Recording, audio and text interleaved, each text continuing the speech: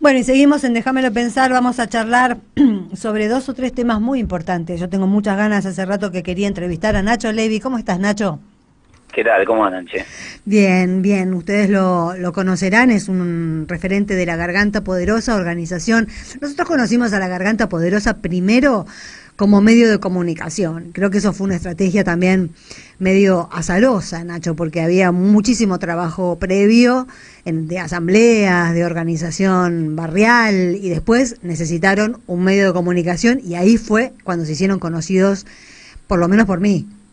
Sí, creo que ahí fue cuando descubrimos que no era tan azarosa, que mientras los medios de comunicación que digitaran la información fueran esos que nos daban migajas, los mismos que nos estaban demonizando, iba a ser difícil que se conociera algo de todo eso que venía pasando en nuestros barrios. Llegó un momento que fue tan grotesco el nivel de avasallamiento y de mentira. Me acuerdo un informe de América TV que presentaba Zabaleta, que es el barrio donde yo vivo, donde empezó La Poderosa, como un desafío a la muerte. Eso motorizó la movilización más grande de los últimos 30 años del barrio y no salió en ningún lado. Vecinas y vecinos que coparon la Puerta de América en Fitzroy con un partido de fútbol entre hombres y mujeres, la cooperativa gastronómica haciendo torta frita, los cura villeros leyendo un documento, los pibes de la murga pegando cartulinas en la puerta del canal que decían: yo aprendí a leer en Zabaleta, yo conocí a mi novia en Zabaleta, mi abuela creció en Zabaleta, y todo eso no salía a ningún lado. Entonces ahí nos dimos cuenta un poco que lo contábamos nosotros o no lo iba a contar nadie, y empezamos a pensar una manera de organizarnos para que, así como había una cooperativa gastronómica, una cooperativa textil, una cooperativa de ambulancieros, hubiera también una cooperativa de comunicación. Creo que ahí el punto más alto de conciencia que llevan nuestras asambleas tenía que ver con entender que la comunicación había pasado a ser también una necesidad de primera urgencia, que la guita que poníamos siempre prioritariamente en la cloaca o en el tendido eléctrico que podía electrocutar a un pibe cualquier día, lo necesitábamos para que en algún momento alguien pudiera contar que se estaban muriendo pibes electrocutados. Claro. Hace un ratito estábamos hablando con Jorge Elbaum sobre el tema de lo que podría llamarse inseguridad pública, de lo que podría llamarse violencia institucional, de lo que podría llamarse el mundo del delito, y en las barriadas en las que ustedes trabajan son las más golpeadas. Ustedes vienen trabajando hace ya años por el control popular, ¿no?, de las fuerzas de seguridad. Contanos un poco cómo es la propuesta de ustedes en relación con la inseguridad que se vive en esos barrios. Sí, se vive en todas las barriadas populares del país, de la región, y tiene un nivel de invisibilidad tremendo, mucho más ahora con esta avanzada de los gobiernos de derecha, ¿no? Por poner un ejemplo, solo en un barrio, en la Villa 21 y 24, en un solo mes, nosotros llegamos a presentar 8 denuncias en la Procubín por 8 prácticas de tortura con los mismos métodos. El levanta muertos lo llaman los prefectos y los gendarmes que los ejecutan, que es usar el gas pimienta en los ojos de pibas y pibes que ya están maniatados para que no se puedan ni refregar los ojos. Ninguna de esas 8 familias lo denunció mediáticamente. La denuncia está en Procubín, la tiene la ONU vino a la Villa 21-24 mediante Nils Melzer, su relator contra la tortura, exhortó al gobierno argentino a que detuviera esas prácticas. La respuesta de la ministra fue una conferencia de prensa para demonizar a las organizaciones populares, y ahora hay 6 prefectos condenados a 10 y 8 años de prisión por torturas a 2 pibes que pudieron contarla. Pero ahí, en relación a tu pregunta, me parece lo más importante subrayar: no están persiguiendo a pibes que trabajan en la Garganta, no son nuestros barrios los que están jodidos. De hecho, debemos ser los que menos jodidos estamos. Si el problema fuera una persecución del gobierno a la Garganta solamente, sería un problema infinitamente menor, porque la Garganta es un grano de arena en el mar Villero. El gran problema que tenemos es que el 99% de las pibas y los pibes que sufren ese tipo de avasallamientos o no pueden contarlo porque los matan, como a Luciano Arruga o Ezequiel de Monti, o no pueden contarlo porque tienen miedo, y tienen razón de tener miedo. Vos decís: ¿por qué hacen esto? ¿Y por qué funciona? ¿Por qué matan a Mariel con bala de la policía? ¿Porque eran unos sicarios distraídos? No, porque pagan un costo político cero hacia afuera de los barrios, y hacia adentro de los barrios generan un temor que es absolutamente razonable. Nosotros llegamos a presentar más de 1000 denuncias en un solo mes de irregularidades de la fuerza, que parten, como decías, de ese control popular a la fuerza de seguridad, que no es una policía comunal ni nada por el estilo, es una comisión de vecinos que lo que hace es tomar registro de las irregularidades de las fuerzas de seguridad en comunicación directa con el Ministerio Público Fiscal, con las fiscalías, con los organismos de derechos humanos, pero sin pasar por las comisarías o los destacamentos policiales, que son en muchos casos los que administran el delito dentro del barrio. Claro. No, sí, se entiende la verdad que ha empeorado. Además, vos recién nombrabas a Mariel. Ustedes tienen una extensión, una conexión. ¿Cuál es el vínculo que tienen en este momento en Brasil? Bueno, hace poquito tuvimos el segundo foro latinoamericano, ahí nos congregamos compañeros, vecinos, referentes de las barriadas de todos los países de América del Sur, que nos pudimos empezar a entrelazar a partir, en buena parte, de esta cooperativa comunicacional, que fue La Garganta y que se volvió una experiencia novedosa, valorada por el Consejo Latinoamericano de Ciencias Sociales, por otras universidades, en donde muchas veces no nos dejaban entrar a vender la revista y ahora nos empezaban a convocar para ir a contar cómo era que la hacíamos. Nosotros siempre pusimos como condición que, además de disertar en el panel que ellos consideraban necesario para su programa de formación, nosotros necesitamos para nuestro programa de formación que no viajara solo un disertante, para poder establecer estos vínculos que poco a poco fueron armando esta gran enredadera de asambleas. Hoy somos 96 en todos los países de América del Sur, y que de alguna manera tratamos de unificarnos en una agenda común, más allá de la idiosincrasia y de la autonomía que tiene cada uno de nuestros barrios, de nuestros municipios, de nuestros países. Hay una agenda común que tiene que ver con la patria grande y con la patria baja, decimos nosotros, a todos esos que de alguna manera subsistimos por debajo de la línea de la pobreza desde hace un montón de tiempo, que tuvimos un genocidio en común, que tuvimos una ola de genocidios en común, que tenemos un pobricidio en común, porque acá, por ejemplo, se mata un pibe en un caso de gatillo fácil o irregularidad de la fuerza cada 23 horas, y en ese marco nos encontramos este año en Porto Alegre, en un foro absolutamente autogestionado, al que vinieron muchos intelectuales, muchas figuras de los derechos humanos, mucha gente que respetamos del mundo de la academia, pero a escuchar la realidad de los territorios, a escuchar a esas vecinas, a esos vecinos que no tuvieron tal vez 20 años en una academia, ni 20 años en un trabajo en blanco, pero tampoco estuvieron 40 años adentro de un ropero o abajo de la tierra, estuvieron con las patas en el barro, estudiando de primera mano qué funciona y qué no funciona, de esas teorías que a veces algunos profundizan solamente dentro de jaulas de paredes y libros. Nosotros celebramos la ciencia, disputamos la universidad, pero nos parece que hay un montón de conocimiento que está por ahí afuera. Mucho de ese conocimiento se sintetiza en la figura de Mariel, sin ninguna duda, que por eso se volvió un enorme símbolo, ¿no? Una negra, socialista, lesbiana, favelera, que de alguna manera empieza a generar poder desde la base, se transforma en la quinta legisladora más votada de Río de Janeiro y ocupa a la fuerza prepotentemente un lugar que no puede ocupar una negra, favelera, socialista, claro, lesbiana, no puede, y como no puede, las balas en la cabeza y las balas de la policía, para que todos los faveleros y todas las faveleras sepan que ese lugar no es para los faveleros, no es para las faveleras. Bueno, un poco ahí en esa cumbre, en ese encuentro que se dio en Brasil, y no por casualidad, nos juntamos a pensar entre todas y todos cómo hacemos para construir un camino que de alguna manera nos vaya encontrando, porque generacionalmente muchos de nosotros y nosotras nos hicimos con la idea de una patria grande, pero la realidad es que después tenés que entrar en la dinámica de la política, de la democracia representativa, de las reglas de juego que no elegimos en general, ni los peronistas, ni los socialistas, ni los comunistas, ni los humanistas, son las reglas de juego que nos impone un sistema que estaba ahí cuando llegamos y en las que hay que jugar. Entonces cada 2 años nos ponemos a rivalizar entre los parecidos, nos contamos un poco las costillas, entramos en la trituradora mediática, y es absolutamente necesario. Nosotros no podemos prescindir de la política partidaria, no podemos demonizarla, no podemos confrontar. Si nosotros llegáramos a liberar esos espacios los tomarían otros y sería peligrosísimo. Entonces nosotros cuidamos, respetamos y valoramos esa pelea, y agregamos que hay que construir también una herramienta complementaria que nos permite ir subiendo poco a poco el piso de la participación de los sectores populares a mediano o a largo plazo, porque no nos parece casualidad que así se haya construido la figura de Juan Grabois desde los movimientos sociales en Argentina, de Boulos en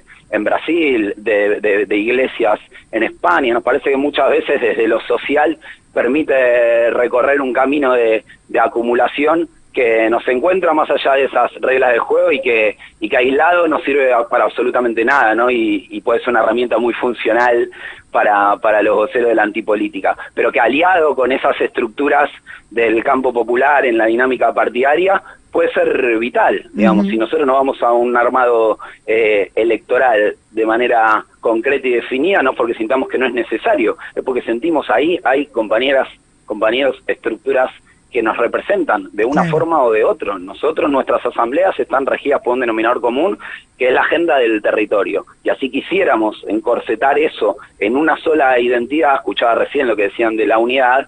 Está perfecto, porque no podríamos nosotros determinar eso por decreto. Simplemente fragmentaríamos un espacio de encuentro que si no, no existiría. Digo, en la Asamblea de la Poderosa no nos peleamos los compañeros más trotskistas con los compañeros más peronistas, con los compañeros más kirchneristas, porque es un camino que podemos recorrer juntos. Después hay otras terminales donde no, y la unidad no es una foto, digamos, la unidad es una película que tiene diferencias legítimas y diferencias necesarias, además.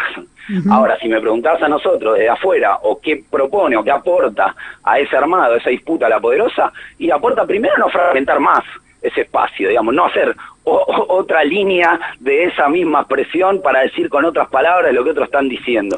Parece que no liberamos ese espacio está ocupado. Lo que hacemos nosotros es tratar de llamar a la máxima unidad posible, porque nos parece que es imperiosamente necesario, que si vos estás cortando la torta de cumpleaños y está ahí tu cuñado con el que te lleva mal, tu hermana con la que te lleva bien, tu vecina que conocés de los 5 años, la expareja de tu pareja que lo odias, y ves a quién le vas a dar la torta más grande, ¿cuándo? Pero en la puerta te ruge un león, te va a importar poco quién le da la primera porción de torta, porque el león se va a comer la torta, al que te cae bien, al que te cae mal, a vos, y acá el león se está comiendo a casi todos los invitados. Entonces la idea es que nos podamos parar de frente a eso, porque sentimos que todas esas corrientes políticas tradicionales, innovadoras del campo popular, no podemos no coincidir en que de mínima un gobierno que te señala como principal amenaza a los mapuches, a los villeros, a los senegaleses, de mínima te está subestimando, ¿no? Claro.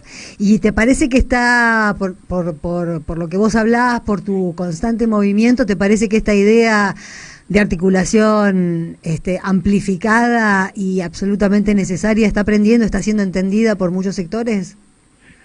Sí, creo que a las piñas la vamos entendiendo un poco, ¿no? Gracias al león. Pero es así, es tristísimo, ¿no? Pero es así, creo que hoy por hoy nos vamos encontrando en la calle un montón que nos podríamos haber ido encontrando antes, y esto no pasa solo en Argentina, digo, este lugar de que la Poderosa toma como plataforma unificadora de algunos escalones que podemos recorrer juntos antes, digamos, porque ninguna de las expresiones que nosotros consideremos legítimas de campo popular va a estar en contra de los espacios de cooperativización del trabajo, de los espacios de alfabetización, de los espacios de educación popular. Lo que permita avanzar en materia de organización popular es un desafío en la región, y en Brasil en particular, dentro del escenario tétrico que se está viviendo, que estamos viviendo, que después sobre todo de los resultados de del primer turno, también asoma, creo que, una luz de esperanza que muchísimos de los que nosotros tomamos como referencia de nuestro proceso y los procesos populares en Brasil hoy reconocen y abrazan. Históricamente, los últimos años y ya durante los gobiernos de Dilma se venía ampliando una fragmentación muy fuerte y profunda en el campo popular brasileño entre lo que podía haber sido históricamente el movimiento sin tierra y el movimiento de los trabajadores sin techo, por ejemplo, que supieron una misma expresión y después fueron abriendo las aguas, el MCT más pegado a la estructura del PT y el MTCT más como una izquierda que terminó representando Boulos en las elecciones. Históricamente estaban divididos con un problema que era que la figura de Lula estaba de alguna manera muy enquistada, muy acaparada al aparato más ortodoxo del PT, y eso la reducía en su verdadera dimensión, y el MTCT no tenía una figura emblemática. Y también desde la tragedia, digamos, también desde el León, sucedió que el encarcelamiento, el enjaulamiento, el secuestro de Lula desenquistó por completo la figura de Lula para volver a trazarlo por sobre todo el arco popular que verdaderamente representa, y el asesinato de Mariel le dio al MTCT esa visibilidad y esa figura emblemática que creo que hasta ese momento no había tenido. En ese arco iris se volvieron a encontrar, se volvieron a cruzar esas expresiones, y hoy el escenario en Brasil es es dramático, seguramente por un montón de variables que podríamos analizar, pero dentro de todas esas creo que tenemos que buscar cuáles nos quedan para agarrarnos bien fuertes, porque ninguna sería más trágica que pensar que ya no tiene sentido luchar. Creemos que tiene sentido, que el primer paso es poder afianzar justamente ese marco de unidad, donde Media Ninja, un gran medio de comunicación popular, como brazo comunicacional de un movimiento que se llama Fora de Ello, también jugó una plataforma unificadora, construyendo con unos y con otros, con una estrategia comunicacional que fue muy interesante, porque cuando ellos llegaron desde lo social a la bisagra esa de la definición partidaria, al momento en el que te preguntan, ¿y Media Ninja va a tener una representación electoral? Lo que hicieron ellos fue utilizar el individualismo que propone el sistema electoral brasileño en favor de los sectores populares. O sea, no dijeron no vamos a entrar a las elecciones, dijeron nosotros vamos a usar este aparato para acompañar a todos los candidatos que reúnan estas condiciones, esta. Entonces, como el aparato comunicacional de Media Ninja era más grande que el aparato comunicacional que podía tener cualquier fracción partidaria, justamente por eso, porque al no estar enmarcado como partido podía alcanzar a todos esos sectores, tiene casi 2 millones de seguidores en las redes sociales Media Ninja, ese aparato de comunicación se puso a disposición, por ejemplo, de Mariel. Todos los videos que viste de Mariel son videos que produjo Media Ninja, pero también de otros candidatos de otras expresiones. Entonces lo que pasó fue que Media Ninja empezó a armar como una selección de los candidatos que tal vez enemistados o distanciados por cuestiones mezquinas o individuales se iban encontrando en un marco de visibilidad que por supuesto no pudo competir, y nos queda clarísimo, ni con la Iglesia Evangelista Pentecostal, ni con el vacío que finalmente toma, incluso para sorpresa por la dimensión de muchos de los actores del campo popular brasileño, la figura de Bolsonaro, ¿no? Un tipo nefasto que se construye reivindicando a Ustra, ¿no? Al responsable del máximo centro clandestino de detención, pero seguramente avalado por esos espacios que no ocupamos, porque no hubiera habido un juicio, un balance, una condena a esa dictadura de 21 años que sufrió Brasil, y un espacio que históricamente había que construir. No sé si era posible tampoco con mucha más celeridad de la que se hizo. Es fácil con el diario del lunes pensar qué más cosas se podrían haber hecho para haber evitado este contraataque de una derecha tan despiadada, ¿no? Acompañado otra vez por O Globo, que acá como total normalidad, el día siguiente al golpe en Brasil resurge la democracia, el título del O Globo. Otra vez los mismos aparatos, otra vez las mismas figuras, se reciclan y vuelven a la avanzada, y uno piensa ahora qué cosas se podían haber hecho para detener eso, pero la realidad es que la historia de Brasil era otra, todavía mucho más apegada a una cultura esclavista. Nosotros publicamos en La Garganta hace poco tiempo, Brasil prácticamente no tiene fechas patrias, no conmemora el fin de la dictadura más larga de América Latina. Nosotros tenemos 30.000 desaparecidos, ellos en un país de 200 millones de habitantes tienen 6.000 desaparecidos. Acá se llevan a los preceptores de la secundaria del forro de las pelotas o de las mechas de los pelos, y allá la única universidad que medianamente combatía mano a mano era la de Brasil, y adoptó una historia de sometimiento que hizo a que muchos sectores populares pensaran o entendieran o tomaran que lo que estaba pasando en Brasil era que las cosas volvieran a ser como las cosas son, que la normalidad fue Lula, que la normalidad fue los negros en la universidad. Y leía una nota de Pablo Gentili esta semana donde contaba que Dilma, poco antes del impeachment, pidió que se hiciera entre las mujeres que eran beneficiarias de un programa de gobierno una encuesta de si había mejorado o no su calidad de vida. El 90% decía que sí, y el 80% decía que eso había sido gracias a Dios. Entonces me parece que todos esos lugares, todo ese recorrido, a nosotros nos deja enseñanza, y también nos deja un látigo para pegarnos en la espalda por lo que no se hizo como tal vez hubiéramos creído o creemos hoy que se podría haber hecho. Pero no nos queda otra que recoger esas enseñanzas y que tratar de disparar esa unidad lo antes posible. Lo antes posible es ayer. Nacho, bueno, seguiremos hablando porque por lo visto hay muchos temas para revisar, y bueno, y hablas mucho y todo y con mucho contenido, así que nos interesó mucho todo, pero tenemos que volver a desarrollarlo. Te llamamos en breve, ¿dale? Dale, sin problema. Un beso. Grande. Un beso. Chau, chau.